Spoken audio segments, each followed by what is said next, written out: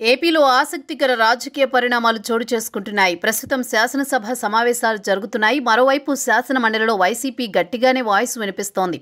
శాసనసభకు మాత్రం వైసీపీ ఎమ్మెల్యేలు హాజరు కావడం లేదు. తమకు ప్రతిపక్ష హోదా ఇస్తేనే సభలో అడుగు పెడతానని జగన్ తేల్చి చెబుతున్నారు.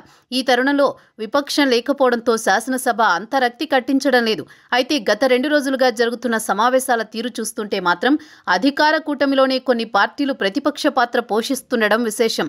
ముఖ్యంగా టీడీపీ ఎమ్మెల్యేలు జనసేన మంత్రులను, టీడీపీ మంత్రులను జనసేన ఎమ్మెల్యేలు ప్రశ్నలు సంధిస్తున్నారు.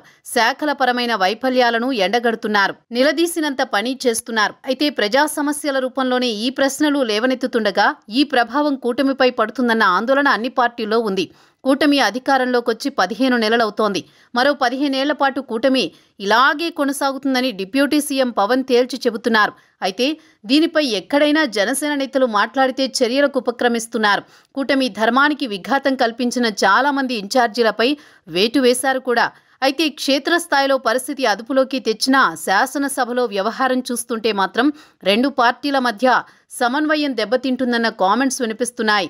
ఒకరిపై ఒకరు ప్రశ్నలు వేసుకుంటూ సమాధానాలు రాబడుతున్నారు. ఈ క్రమంలో కొంతమంది ఎమ్మెల్యేల తడబాటు కూడా కనిపిస్తోంది. అయితే వైసీపీ ఎమ్మెల్యేలు లేకపోవడంతో కూటమి ఎమ్మెల్యేలే ప్రతిపక్ష పాత్ర పోషిస్తుండడం విశేషం. 2 రోజుల కిందట శాసనసభలో టీడీపీ ఎమ్మెల్యే బోండా సంచలన వ్యాఖ్యలు చేశారు. పొల్యూషన్ కంట్రోల్ బోర్డుపై విమర్శలు చేశారు. ఏదైనా పనిపై పొల్యూషన్ కంట్రోల్ బోర్డు అధికారులను సంప్రదిస్తే డిప్యూటీ సీఎం పవన్ కళ్యాణ్ కార్యాలయం నుంచి ఆదేశాలు రావాలని చెబుతున్నారని, ఇదేం తీరు అని ప్రశ్నించారు. అయితే దీనిపై పవన్ సైతం సానుకూలంగా స్పందించారు. అయితే టీడీపీ ఎమ్మెల్యే ఏకంగా డిప్యూటీ సీఎంను ప్రశ్నించడం ఏంటనేది జన సైనికుల నుంచి వినిపిస్తోన్న మాట. బోండా ఉమా ఉద్దేశపూర్వకంగానే ప్రశ్నించారని కూడా, పవన్పై ఆయన అనుచిత వ్యాఖ్యలు గతంలో చేసిన సందర్భాలను గుర్తు చేస్తున్నారు జన సైనికులు. TDP senior MLA Gorantla Butchaiah Chowdary ration మాఫియాపై మాట్లాడారు. పౌర సరఫరాల శాఖ పనితీరు మెరుగుపడలేదని ఆక్షేపించారు. రేషన్ బియ్యం విషయంలో ప్రభుత్వం గత ప్రభుత్వ వైఖరిని అనుసరిస్తోందని పరోక్ష వ్యాఖ్యలు చేశారు.